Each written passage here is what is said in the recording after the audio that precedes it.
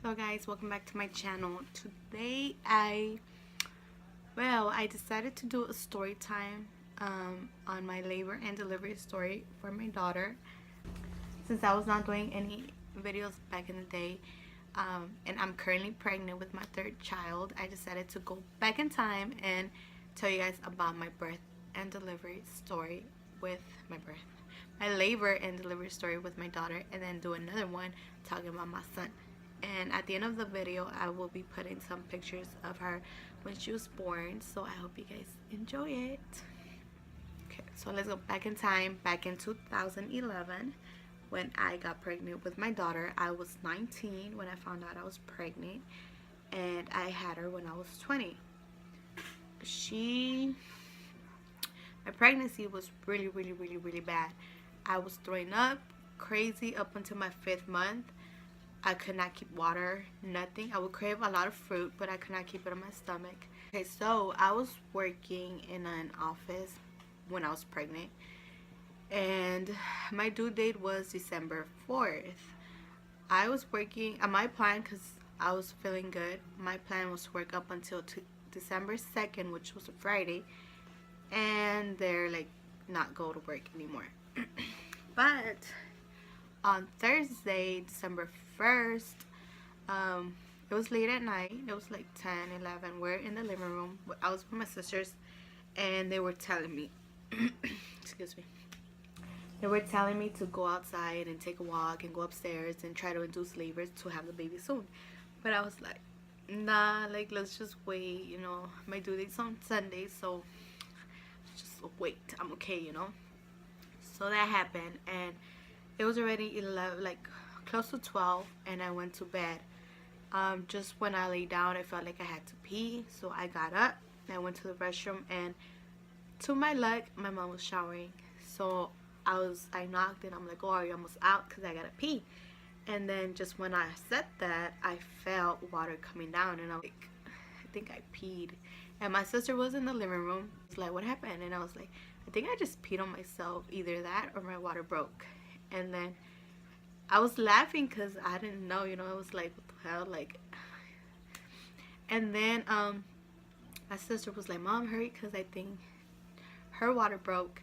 And my mom, hurry up. And then I just went I went to the restroom, and I sat down on the toilet, and water came out, so I was like, okay, like, I don't know, but it was like clear water. It was not pee. So I got up, and then I was like, I told my mom, and then she was like, okay, well, let's wait a little bit, and we'll see. So I put on a pad, because like a little bit after water kept coming out, but I had no pain whatsoever or nothing at all.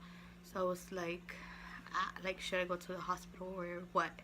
So I just put on a pad, and then I went to go walk around. I went up the stairs and try to induce labor, try to get contractions, because I was not getting no contractions at all. And it was like midnight already, so I was not living with Chris yet. So I was calling him. I called him. My sister called him to tell him to come over or whatever. So then I got in the shower. Like, I took a hot shower, because supposedly that helps with labor, like getting contractions. And then it was already 3 in the morning, and I had no pain whatsoever, but water kept coming out. Like, I kept soaking the pads like really fast. So we decided to go to the hospital already. And the hospital is like 5 minutes away from my house. So we went to the hospital, and yeah, they just put me in bed. They were checking for contractions, but I had no contractions. But obviously they couldn't let me go because my water had broke. They laid me down, and they put like all this stuff on me, like they hooked me up to the machine and everything. And then it was already 6 in the morning and no contractions. So they told me they had to induce me because the baby was going to be with no liquid at all, and obviously that's not safe. So they pretty much put a medication onto my IV to start the induction, to induce my labor. So after they induced me, my contractions started, but they were not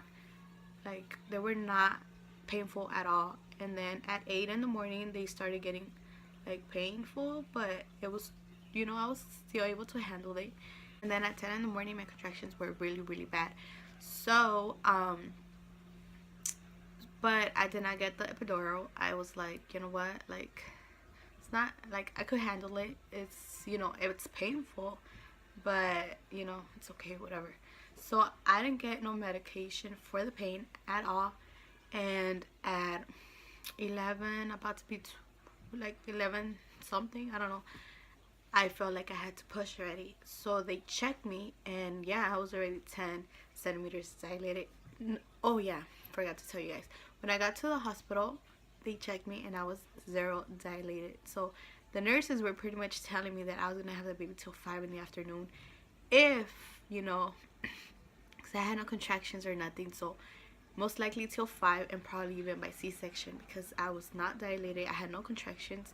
And yeah, you know, so they were thinking I was gonna have the baby till 5 in the afternoon, and it was already 11 in the morning, and I felt like I had to push. So I told the nurse, like, you know, I feel like I have to push, like. So she checked me. I was already 10 dilated, so that was good. So then they took me into the labor room, and they were preparing everything to, like, for me to start pushing. But like right before I started pushing, all of a sudden I was really really really sleepy, like oh my god, you guys don't even know. Like, I couldn't keep my eyes open. Like, the nurse was talking to me, and I was literally like looking at her and like closing my eyes, because like I was so sleepy. And my mom kept telling me like, oh, don't go to sleep, don't go to sleep. And the nurse too, you know, she was like, oh, she can't go to sleep because sometimes like you just don't wake up. So like they were trying to talk to me, like, to keep me awake. So they gave Chris ice chips so he could give them to me to prevent me from going to sleep. And then, you know, they got everything ready, so they told me that I could start pushing. So yeah, I started pushing, and like a couple pushes after, Valerie was out, and she was born on December 2nd at 12:01 p.m.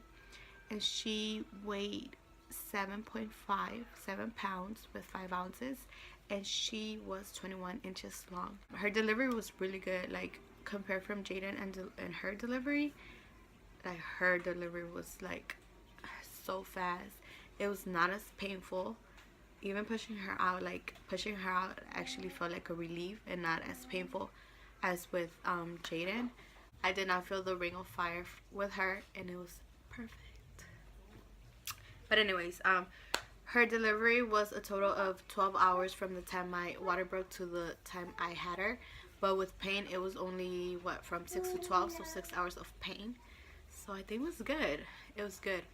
And yeah, this is it for this video. I will be putting pictures of her when she was born, and that was, what, 5 years ago? Damn, that was 5 years ago.